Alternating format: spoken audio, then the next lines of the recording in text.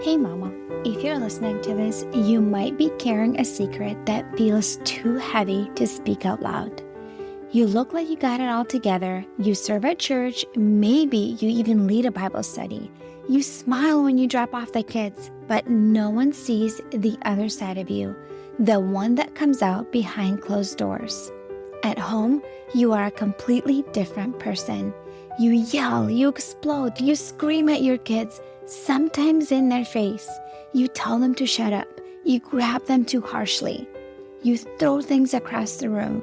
You smack them in anger, twist their ears, spank them in rage, and immediately after, you are hit with a tidal wave of shame. You cry alone in your room and you whisper, "God, what is wrong with me?" You feel scared and disgusted by your own reactions. You're terrified that someone might find out. You wonder if your kids would be better off without you. You feel unworthy, broken, and too far gone to be redeemed. You try to fix this on your own. You listen to podcasts, parenting books, download freebies, but nothing changes.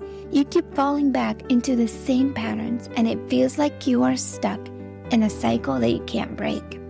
You don't trust yourself anymore, and if you're honest, you are afraid of who you become. But here's the truth, Mama. You are not beyond hope. You're not alone, and with God's help and the right support, you can change. I'm Elizabeth, a mom of 4 and an anger management coach for Christian moms.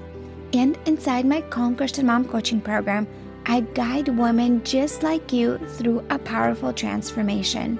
This isn't shallow behavior management. We go deep. We address your triggers, your stress, your mindset, your nervous system, and the spiritual root behind your patterns. We invite God into every layer and walk hand in hand towards healing. In just 12 weeks, you can become a completely different mom, unrecognizable. One who leads with patience, not panic. One whose children feel emotionally safe around her. One who cultivates peace. This summer, I'm offering a Calm Mama strategy session, a powerful 15-minute one-on-one coaching session designed to help you uncover the root of your anger and receive spiritual, emotional, and practical support. It's your chance to experience what coaching is like with me before diving deeper into ongoing support. If we both feel like the full program is the next right step, we can talk about what that looks like for you. You don't have to keep living like this. Your family is worth healing, and so are you. Use the link in the show notes to book the Calm Mama strategy session.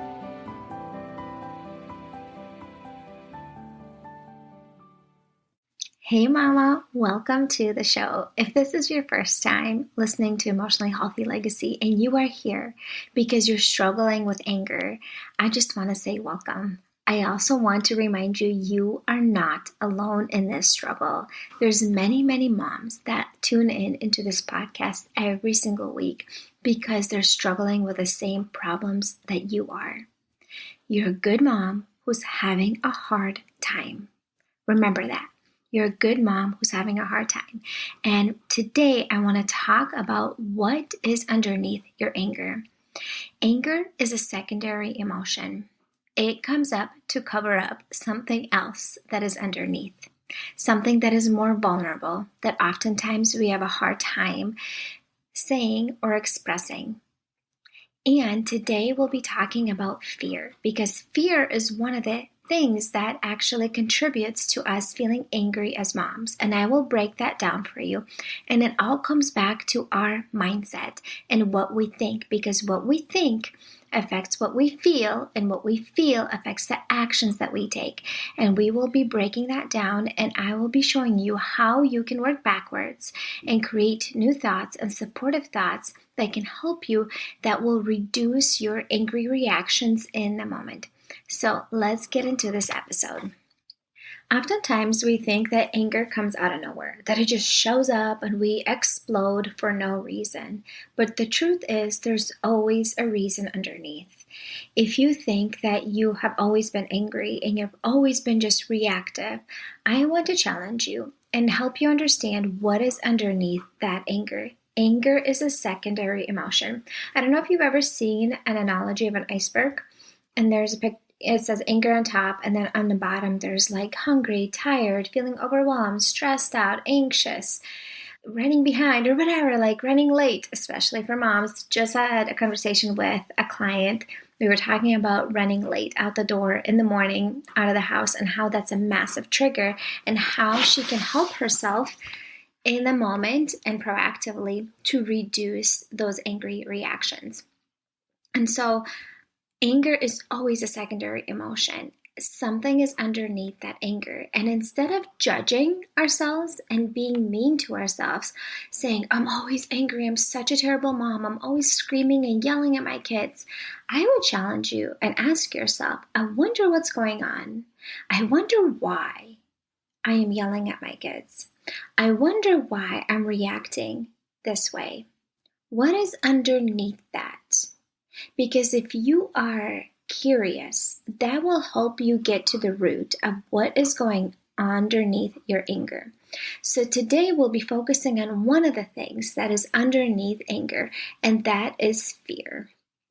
Fear of what other people are going to think, fear of financial fear, fear of your kids getting hurt, just fear that is underneath anger. And so I will tell you a couple scenarios, and I think you will relate to them a lot, and it's going to make a lot of sense. For example, your kids are fighting with each other, and you feel angry and triggered. If you actually pause and to think what is going on, there could be other circumstances you're feeling overwhelmed and stressed out, but also you might have the fear that your kids will never get along. If you actually sit down and pause and maybe journal through, why does it trigger me so much when my kids fight? I'm afraid that when they grow up, they will never get along. And they're always going to fight like this. And there's going to be all this tension. So you have that fear, and it comes out in anger, trying to get your kids to stop arguing, stop fighting. It comes out as anger towards them, right? But if you circle back, it's what are you thinking affects what you're feeling.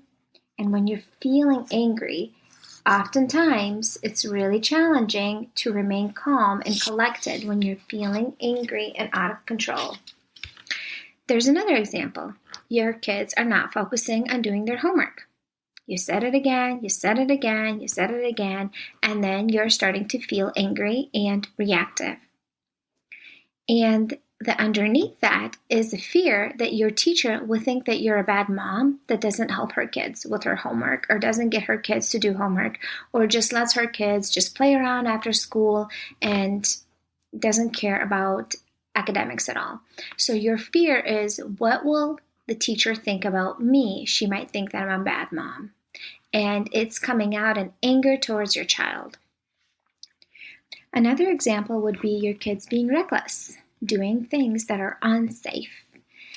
If you have boys, you know exactly what I mean. And you feel angry towards that. You have an angry reaction towards that. You have the fear that they will get hurt. Maybe they will break their spine and they get paralyzed. You have anxiety, right? You have fear that you might have to take them to the hospital and you have to pay this massive bill when you are already financially struggling. You might have fear of what others will think of you as a mom, that you let your kids do X, Y, Z, the fear of being judged. So underneath that anger is fear, especially when it comes to our kids doing or not doing something. Do you see where I'm coming from? Another example would be kids not helping cleaning up the house when you have company coming over. You have a friend that's coming over for a play day, and you're like, okay, we got to clean up the house, and you're telling your kids to clean up, and they're not listening. There's two things. You feel angry because you're not being heard, your needs, as if your needs don't matter. That's one thing. And then the other thing is you have fear of what your company or your friend is going to think of you when she sees a messy home. And so anger comes out as a protective thing to cover up that fear. And the fear is underneath, and the anger comes out as a protective way to protect you from those vulnerable feelings of feeling fear. What are people going to think about me? About me as a mom, as a housewife, whatever it might be. Do you see how it all comes back to your thinking and how your thoughts affect the way that you feel, and your feelings affect your actions and what you say and do in those moments? So you need to work backwards, and you need to address those thoughts and redirect them proactively, so then you can respond in a much better way in the heat of the moment. So a lot of these examples actually come back to having fear of others thinking that you are a bad mom. And let's say others do think that you're a bad mom. Are you a bad mom? That's my question to you. Are you a bad mom? I think you're a wonderful mom, and I think you're doing your best to your mental and physical capacity and emotional capacity every single day. And sometimes you're just struggling so bad. And when you know who you are as a mom, which is, by the way, one of the things that we really work on in the beginning of the coaching program, figuring out who you are as a mom and who you want to be. And if you know who you are and who you're striving to be, it really doesn't matter as much what other people think of you. I know who I am as a mom. I am loving and compassionate. I am understanding. I am empathetic. I am warm. I am adaptive. I am loving and kind towards my children. I know that's who I am. I am slow to anger. I am slow to speak. I am intentional with my words and actions. I know this is who I am.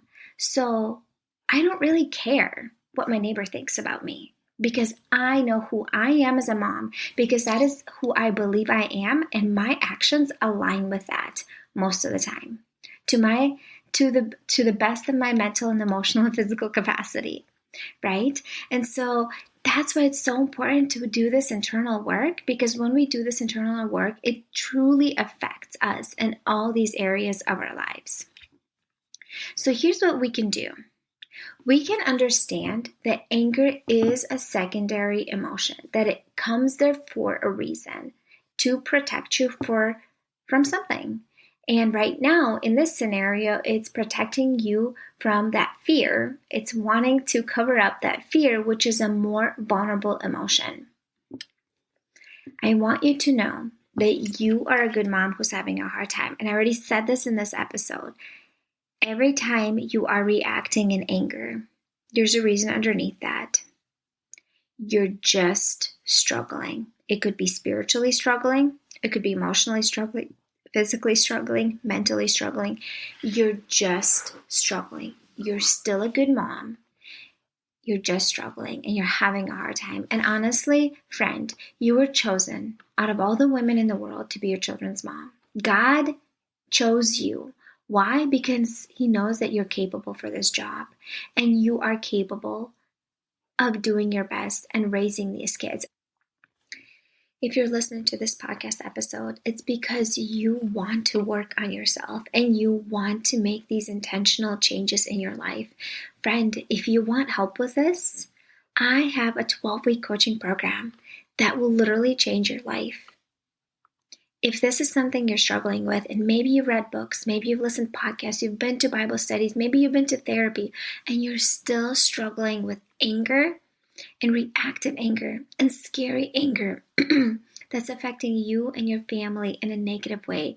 It's affecting your relationships in a negative way. Your kids are scared of you. They don't want to be around you. They're walking on eggshells around you. Maybe they're lying to you because they're afraid of your angry reactions. And you're seeing how it's negatively impacting those that you love the most. And you're actually ready to do something about it. You're actually ready to do the work, because this takes work. It's intentional work. I'm here to support you. You can book a consultation call with me. The link is in the show notes. I would be happy to talk with you and see how my Calm Christian Mom Coaching Program, if that is the best fit for you. And we will discuss that on the call. Okay, so here are the 4 steps that you need to take to start changing these angry automatic reactions that you have in the heat of the moment where fear is underneath that. So step 1 is recognizing why you feel angry. So take some time to journal through it and reflect on it. So today I reacted in anger when my kids were doing XYZ. What was happening? What was going on? What time of the day was it? What was I feeling before that? Am I feeling tired, hungry, unsupported? What's going on? And what was I thinking in that moment when my kids did XYZ? What was I thinking? Because that will give you insight of what you were feeling. What's the feeling that leads with your thinking and the reaction, right? So what was your thought process? What are you thinking about when your kids do XYZ? So that is step 1, is to journal on it and reflect on it after the fact that it happened. So we'll help you understand why you did what you did. Number 2 is communicate with your kids why you want them to do something or not do something. And that doesn't apply to every scenario, but don't make it about you, make it about them. So if they're doing something that is unsafe and you truly have a fear of them hurting themselves, which kids definitely do stuff like that. I have 3 boys. Having a conversation with them, calling them over and be like, hey, you are doing XYZ. That is unsafe. Here's what you can do instead. I get it. You want to do this activity. It sounds really fun and exciting. What do you think might happen? Not in a way to instill necessarily anxiety into them, but actually logically think you can actually truly get hurt when you do something like this.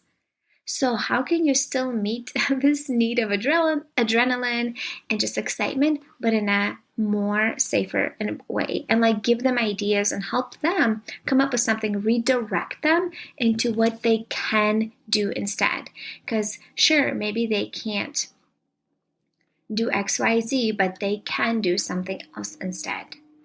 So that is one example. Another one is, for example, when you need them to clean the room, since that was one of the things that we talked about, and tell them how exciting it's going to be to share their clean room and share all the toys and play in the clean room when they have friends come over instead of this mess.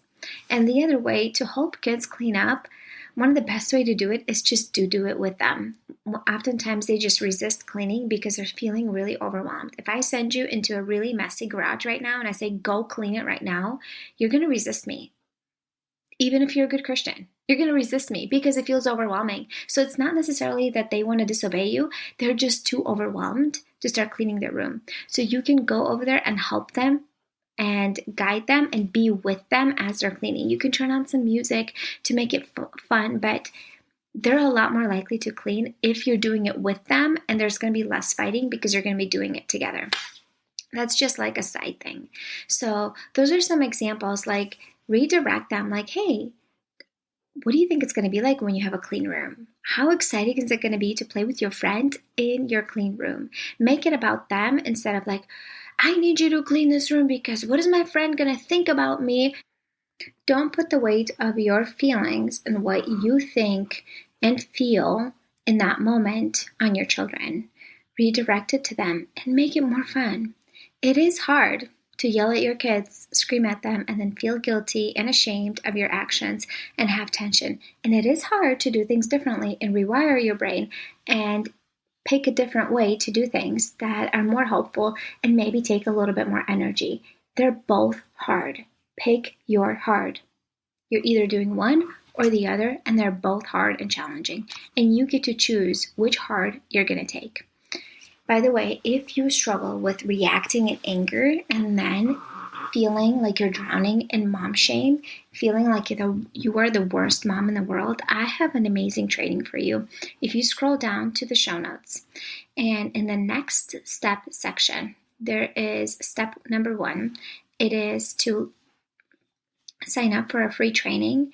It is a video training that will show you exactly what's going on in your brain when you're feeling angry, what are the reasons you feel angry, and how to break free from that shame cycle that you experience after you react and scream at your kids, and how you can do things differently. So if this is something that you struggle with, I would highly encourage you to watch that training. It's going to be so helpful for you. Okay, friend. Number 3, it is shifting your mindset. And we talk about this a lot, working on your mentality, what you're thinking.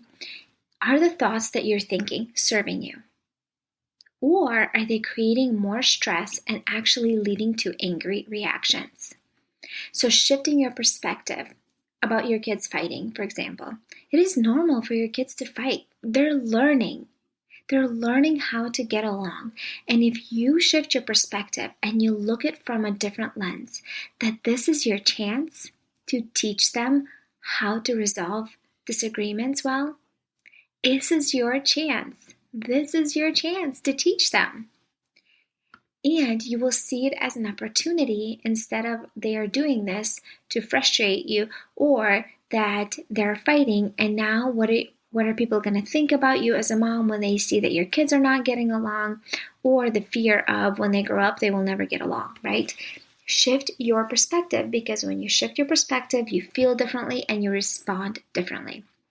Another way to shift your perspective about your messy home when your friend comes over, you can shift your perspective that you're a good mom who's doing her best to keep her house clean.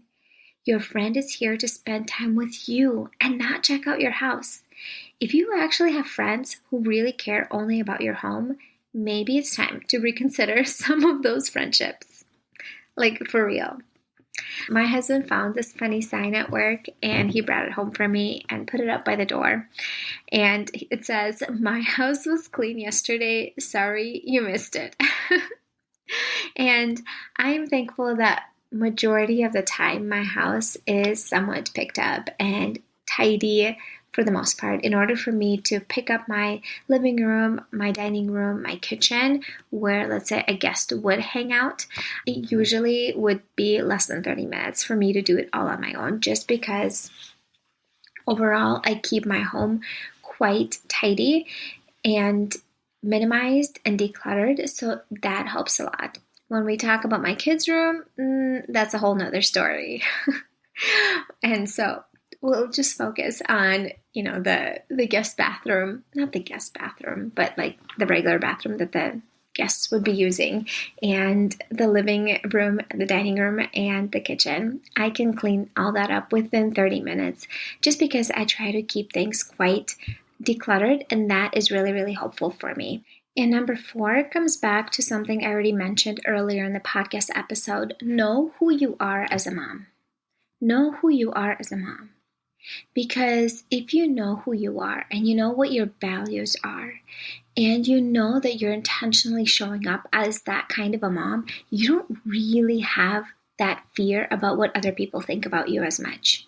It's really diminished because you're intentionally working on becoming the best version of yourself for you and for your family, that you are so intentional with that you really don't care. Honestly. So if you know that you are loving, you are kind, you are compassionate, stable, empathetic, warm, adaptive, patient, calm, understanding, whatever these values are, if you know those character qualities, if this is what you value and who you show up as a mom for your family, who cares what your neighbor thinks? Even if your friend is judging you a little bit about your messy home, if you know that your values are to be empathetic and stable and compassionate to your children, and this is who you are and what you decide matters more to you, then it doesn't really matter what the people at the park think about your kids. You won't have as much of that fear underneath. Sure, you might still have some fear, but it won't be as the driver as much of your angry reactions. I hope that makes sense to you. Okay, I want to recap the 4 things that you can do to deal with the fear that is underneath that anger. So step one is to take some time to understand your angry reactions and reflect and journal through it. What was I thinking in that moment when my kids did XYZ? What was my thought process that led to anger? Okay. Number two, it is communicating with your kids, obviously based on the circumstance, why you want them to do something or not do something, and then teaching them what to do instead and giving them tools and redirecting them in a helpful way. Number three, working on your mentality and perspective shifts. Is there some thoughts and beliefs that you have that are not serving you and actually creating more stress, creating more of that fear that is creating more of that anger? So are there some beliefs that are not serving you? And number four, know who you are as a mom and what your values are and what kind of mom you're striving and intentionally working on becoming. Because when you do, you really don't care as much what other people think about you, honestly. And I can truly say that even if my neighbor thinks that I'm a terrible mom because I have my kids play outside and my neighborhood is really safe and calm, and I went inside to grab a drink of water for 30 seconds and I came right back outside and my kids are still there, and my neighbor thinks, oh, well, she's a terrible mom. She left her kids unsupervised for 30 seconds. I don't care what he thinks because I know who I am as a mom. And I know that I'm always doing my best to my mental and physical and emotional capacity. And I know that I'm also intentionally working at being the best mom that I can be for my kids. And I really don't care what he thinks because I know who I am as a mom. So if this is something you want to work on intentionally, friend, I already mentioned to you earlier in the episode, I have a program that is designed specifically for that. If you struggle constantly feeling angry and reactive with your family, I can help you.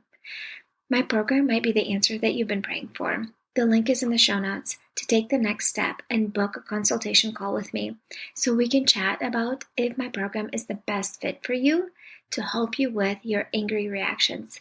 Trust me, you are not the only mom struggling with this. There are many, many, many, many, I mean many moms struggle with it, if not all, to an extent. Right? We all feel angry, but some of us feel really intense anger, and it's unhealthy and destructive and damaging. Okay, thank you for being here. I really appreciate you being here and listening to this podcast episode. If you found some value in it, if you found it really helpful, I would appreciate if you just take a minute and share this episode with a friend. I know it's sensitive. This is a topic we feel a lot of shame and discomfort around, but if you feel comfortable enough, I would appreciate for you to support me and share this podcast episode with a friend. All right. I also wanted to share with you one Amazon item. If you stick around towards the end of all the episodes of this year, I share one item from Amazon that I've been loving and enjoying. So we used to have a small handheld vacuum that for years that we used in our home, and my third son, in the evening after dinner, one of his responsibility is to vacuum the kitchen floor and by the entrance and in the living room if there's any crumbs or pieces of things. And several months back, our vacuum, the power went out in the house because there was a storm and there were some outlets that burned, and some of the things that were plugged in the outlet just went bad. And that vacuum, it just went bad and we threw it away. And I got a new one, a small handheld vacuum. It's around $50, but we've been loving it. It's been so good. It's so helpful because even my 2-year-old can use it. And it's so fun because she actually thinks it's fun to vacuum up the floor. And of course, she won't do a wonderful job or anything, but it's just teaching them. It's teaching them. And so teaching the kids to do that. So it's handheld, it's light, and the kids can totally use it. And it's really nice to vacuum the bathroom floor quickly or something and get the hair.